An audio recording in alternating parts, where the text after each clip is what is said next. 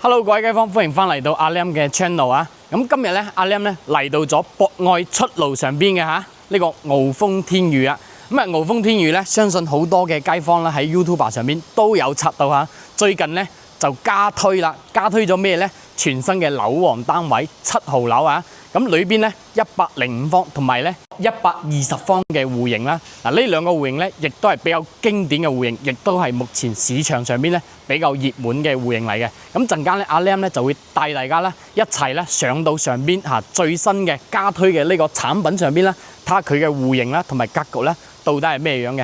咁其實咧博愛7路上邊咧已經係有好多嘅項目啦，亦都係好多香港嘅街坊咧嚟中山睇樓必睇嘅咁樣嘅一個區域啦，同埋呢個板塊咧，佢嘅 location 係唔錯嘅，包括佢現有嘅一啲配套啦、交通啦，同埋現成嘅一啲港澳嘅直通巴士啦，都係比較齊全嘅。咁事關咧喺呢個片區咧，其實想揾一個性價比較適合自己啦，同埋咧有咁靚嘅景觀啦、咁靚嘅地段嘅產品咧，其實真係咧叫做係屈指可數啦。咁唔知今日我哋要睇嘅呢個單位咧，啱唔啱各位街坊呢？咁跟住我鏡頭啦，我哋陣間見。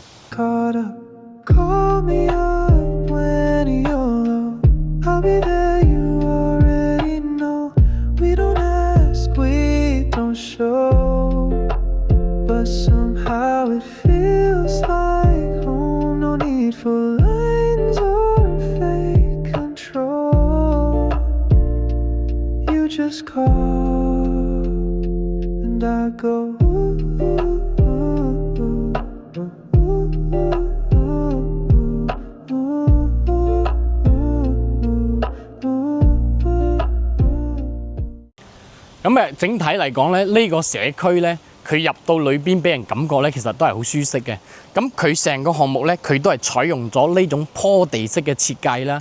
咁其實大家可以留意翻成個社區咧，佢都係由一條中軸線嘅一條河流啦，咁嘅一個景觀軸啦，去將呢個洋房嘅單位啦，同埋別墅嘅單位咧係區分開嘅。咁水流咧就由低到高啦，一步一步咁往下邊流啦。咁其實呢個板塊嚟講咧，目前做得比較成熟啦，同埋咧佢園林景觀啦，各方面綜合嚟講咧，呢個盤咧算得係 OK 嘅。咁亦都係比較值得啦各位港人嘅街坊啦，澳門嘅街坊啦過嚟呢邊睇嘅。因為呢個社區咧，佢裏邊可以做到咧每個唔同嘅位置啦，唔同嘅角度啦，都有唔同嘅景觀俾到大家嚇。咁再一個咧，就係呢個發展商亦都係實力咧相對比較雄厚啦。咁亦都係澳資嘅發展商嚇。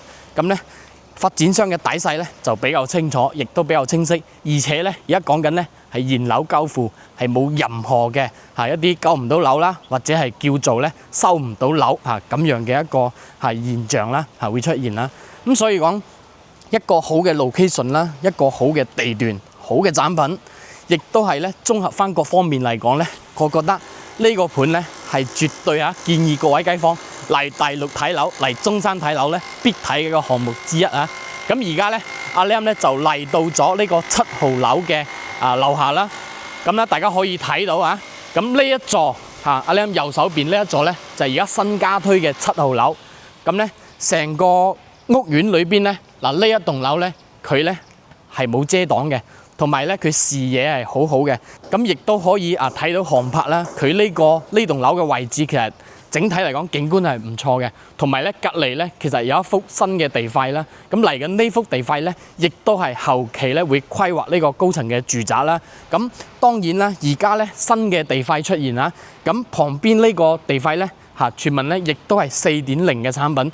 咁如果呢一個地塊後期嘅規劃同埋佢嘅產品出台咗之後咧，對於成個片區嚟講咧，佢嘅價錢啦，同埋整體嘅一個地段價值啦，會將成個片區嘅呢個檔次啦，同埋整體嘅價格咧都會拉高啊！咁整體嚟講咧，成個博愛7路上邊咧，其實盤係好多嘅，亦都有平嘅，亦都有貴嘅。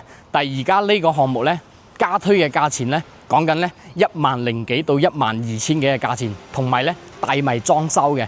加上咧佢裏邊嘅裝修咧，亦都係唔錯啊！可以睇到裏邊發展商嘅誠意咧，亦都係俾到好大幅度嘅誠意俾大家啦。咁跟住我鏡頭啦，我哋陣間見。咁話咁快咧，阿 Lam 咧嚟到咗120方嘅示範單位嚇。咁呢個戶型咧，亦都係而家咧7號樓新加推嘅呢個重頭單位啦。咁我哋先睇翻呢個客廳啦。咁其實佢嘅開間係 OK 嘅。咁我哋睇到成個格局咧，佢係採用咗南北對流咁嘅設計啊。咁而家咧，我哋喺4樓嘅位置啦。咁其實佢嘅風嘅呢個風速其實 OK 嘅。好舒適、好舒服嘅感覺啦。咁如果高層啲咧，佢嘅風嘅感覺咧會更加明顯啲啦。同埋咧我哋可以睇到佢嘅一個佈置啦，亦都係比較舒服嘅。佢呢個開間咧夠闊落啦，同埋咧佢整體嚟講格局咧，我覺得係可以嘅。咁先睇下呢個陽台啦。咁呢個陽台咧係採用咗呢個長陽台嚇，呢度咧接近7米嘅一個開間啦。其實咧佢整體嚟講咧，呢個陽台佢會將呢個活動空間咧就帶到落嚟呢邊啦。咁大家可以睇到佢呢個景觀視野係可以嘅，因為呢度咧係低層啦，佢望嘅咧係來源啦。咁如果高層少少咧，佢嘅視野會更加開闊。咁陣間咧，阿 Lam 咧亦都會帶大家啦去高層上面睇下佢嘅景觀嘅呢個 feel 係點嘅樣嘅嚇。咁再嚟睇下佢嘅其他空間嘅佈置啦。嚟到呢度咧就係呢個餐廳嘅位置啦。咁咧呢個餐廳咧，佢可以擺大圓台嘅。咁而家咧係擺呢個4人台啦嚇。如果係擺大圓台咧，會顯得更加闊啦。同埋咧呢邊亦都可以咧做翻呢個餐邊櫃啦，會顯得咧收納方面咧會更加好。咁出到嚟呢一度咧，依然咧係有個比較闊落嘅呢個生活陽台。咁其實我覺得咧，如果係話啱先嘅主陽台咧，有啲街坊咧想追求呢個活動空間更加闊落咧，會將佢封咗。但係咧就睇翻各位自己嘅意思啦。咁如果唔封，我覺得都係 OK 嘅。咁呢邊咧其實都有足夠嘅空間啦，去晾衫嘅所以兩邊嘅景觀我覺得都係冇遮擋，而且咧視野都好開闊啊。嚟到呢個位置咧就係呢個廚房啦。廚房咧佢係採用咗 U 字形嘅一個設計啊，同埋咧佢嘅操作間咧，我覺得係做得比較合理啦做咗雙盤嘅洗手盤嘅位置啦呢邊咧就係燃氣灶上邊咧就做收納啦，都 OK 嘅。同埋呢度咧可以擺到雙門嘅大冰箱啊。咁其實整體嚟講，中意煮飯嘅街坊咧，我覺得呢個廚房咧係可以嘅。咁入到裏邊咧就睇翻佢裏邊嘅佈局啦。咁嚟到呢度咧，首先咧就係一個細蚊仔嘅房間啦。呢個房間咧就唔大但係咧佢係利用咗呢個飄窗嘅位置咧，就做咗榻米啦。整體嚟講咧，佢嘅空間咧就 OK 嘅，細蚊仔係冇問題嘅。同埋呢邊咧依然可以做書台啦，上邊咧仲可以做一啲收納嘅空間佢嘅一個整體嘅設計我覺得都係合理嘅。咁嚟到呢邊係一個客房，咁呢個客房咧就做咗呢個咧係1.5米嘅床啦。咁如果係手尾再大少少咧，可以做3面落地都係冇問題嘅。咁呢度咧做咗2個嘅床頭櫃個位，咁呢邊咧係做咗衣櫃位。咁整體嚟講都好闊落。咁如果想追求更闊嘅空間咧，呢度咧仲可以褪出去咁咧會將呢間房間咧會更加顯得更加大、更加舒適啲所以講佢有足夠嘅空間俾自己去改動嚟到呢邊咧就係呢個工位嘅位置啦。咁呢個工位咧就對於呢個積數嚟講咧，120方咧，我覺得咧係 OK 嘅同埋咧佢嘅空間係都可以，但係裏邊咧就顯得有少少窄咁阿靚嘅身材咧就還算 OK， 如果係手尾再大隻少少，可能顯得會有少少窄。咁咧呢度就係美中不足嘅一啲地方啦咁再睇翻佢裏邊嘅主人房大家可以睇到呢個主人房咧佢比較長咁先睇呢度呢個位置咧，本身咧佢係一個細蚊仔房嚟嘅，咁就改咗啦。改咗之後咧，佢係做咗個衣帽間啦咁係一啲女主人最中意嘅位置啦。咁如果呢個戶型唔改嘅話，其實都可以做翻子母房，即係如果屋企有啲好細個嘅蘇蝦仔呢度咧會做翻個細蚊仔嘅休息區我覺得係可以嘅。同埋咧，佢呢個戶型咧，佢改咗之後咧，佢係連到呢度呢邊咧係洗手間嘅位置。咁呢個洗手間咧就喺中間位咧比較闊落，因為佢係主人房裏邊嘅空間嚟嘅。咁再出去咧就係呢度嘅休息區啦。咁咧呢個房間3面落地嘅大床呢個咧係2米床，其實空間顯得係好闊噶啦。呢邊咧仲有個飄窗啦，咁睇落去咧就係來源嘅中軸嘅景觀咁整體嚟講呢一個戶型咧，我覺得120方佢一個實用率咧顯得比較高，同埋咧佢整體嘅一個裝修咧會比較好嘅。咁目前呢種單位咧，亦都係新家推嘅單位，咁咧係帶埋裝修嘅，咁亦都係咧各位街坊可以叫做係參考嘅一個戶型啦。咁呢個單位咧，佢嘅總價唔高嘅，講緊咧係84到86萬啦，就有交易而且咧係帶埋裝修嘅。咁具體嘅價錢咧係視乎於你揀嘅樓層係中高低咁樣嘅價錢咧嘅唔同嘅價位啦。咁呢個戶型咧，我覺得係 OK 嘅。咁陣間咧，阿 Lam 咧會去高層上邊啦，再俾大家睇下高層嘅景觀係咩樣嘅。我哋陣間見。 불어와도 괜찮아 그대 곁을 지킬 수 있다면 남들은 나를 바보라 해도 내 심장은 그대만을 원해요 아낌없이 주는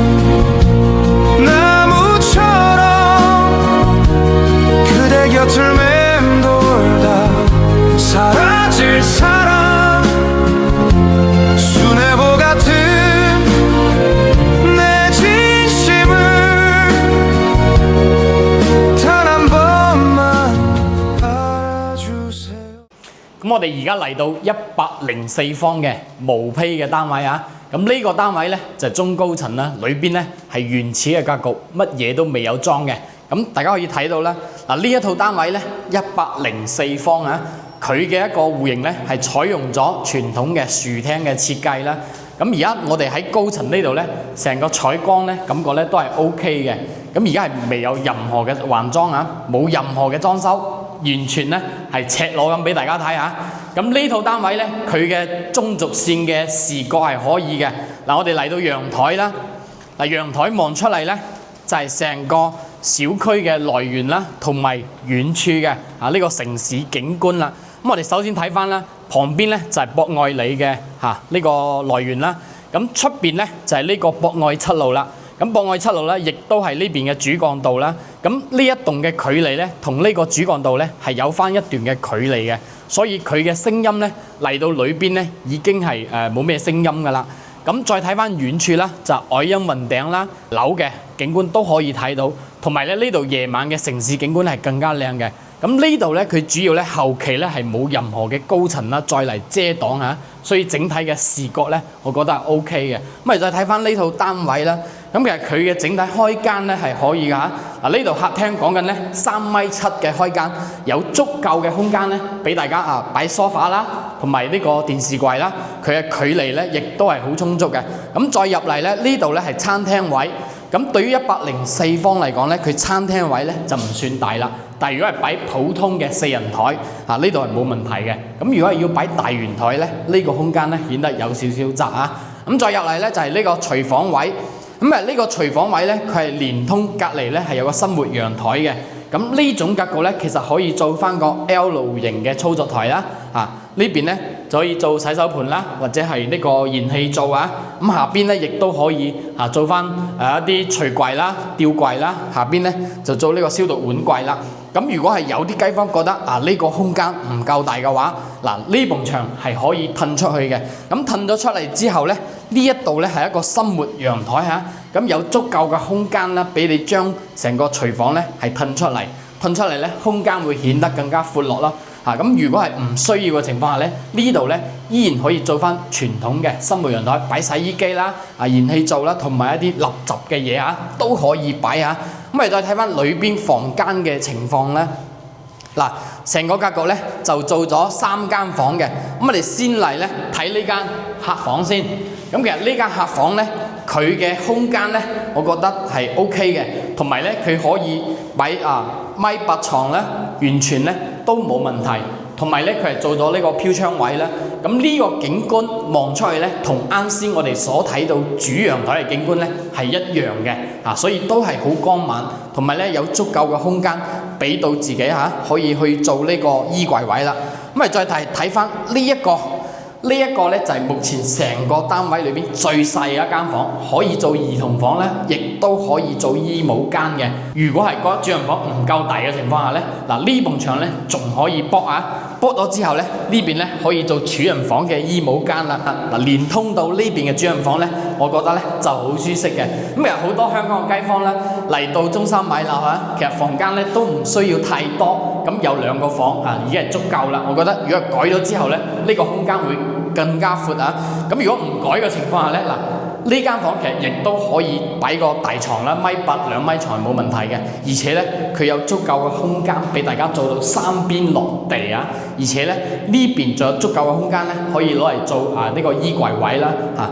整體嚟講咧，呢個戶型104方嚇，我覺得好多香港嘅街坊嚟講咧，呢個積數咧已經係足夠啦。咁如果呢個積數佢嘅中高層咧，我覺得係優選嚇。咁如果低層少少咧，亦都可以望晒成個園林啦，同埋中軸線嘅一啲水景嘅景觀嚇。咁最後咧，亦都係總結翻啦。咁呢一套咁嘅單位104方咧，總價咧講緊120幾萬到130幾萬咧就可以攞低嚇，而且咧全部帶裝修嚇。